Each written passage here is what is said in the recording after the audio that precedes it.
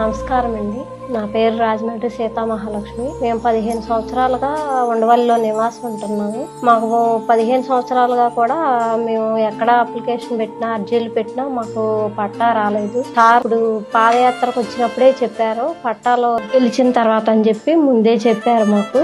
అమ్మా, నేను యువగలం పాదయాత్ర మొదలుపెట్టే ముందర మన ప్రాంతంతో నడిచిన ఎదుర్కొంటున్న సమస్యలు ఆనాడు తెలుసుకున్నా, నేను రాసుకున్నా. అందుకే ఈ సభాముఖంగా నేను చాలా స్పష్టంగా చెప్పదలుచుకున్నా. మీరు నివసిస్తున్న ప్రాంతంలోనే మీకు ఇంటి పట్టాలు అందించే బాధ్యత మీ లోకేష్ తీసుకుంటాడని ఈ సభాముఖంగా నేను హామీ ఇస్తున్నా తల్లి.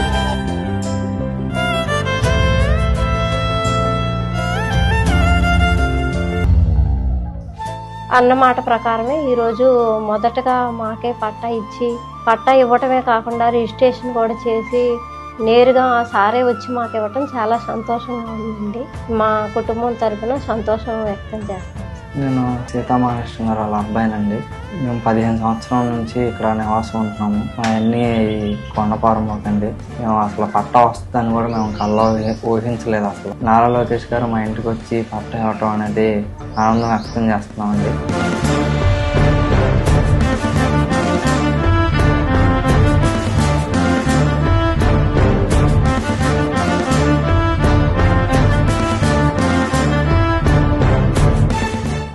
దశాబ్దాలుగా నివసిస్తున్న ఎక్కడైతే ప్రాంతంలో ప్రజలు ఉన్నారో వాళ్ళందరికీ ఇల్లు పట్టాలు ఉచితంగా ఇవ్వాలనేది ఒక లక్ష్యంగా పెట్టుకుని ప్రభుత్వం ముందరికెళ్ళింది.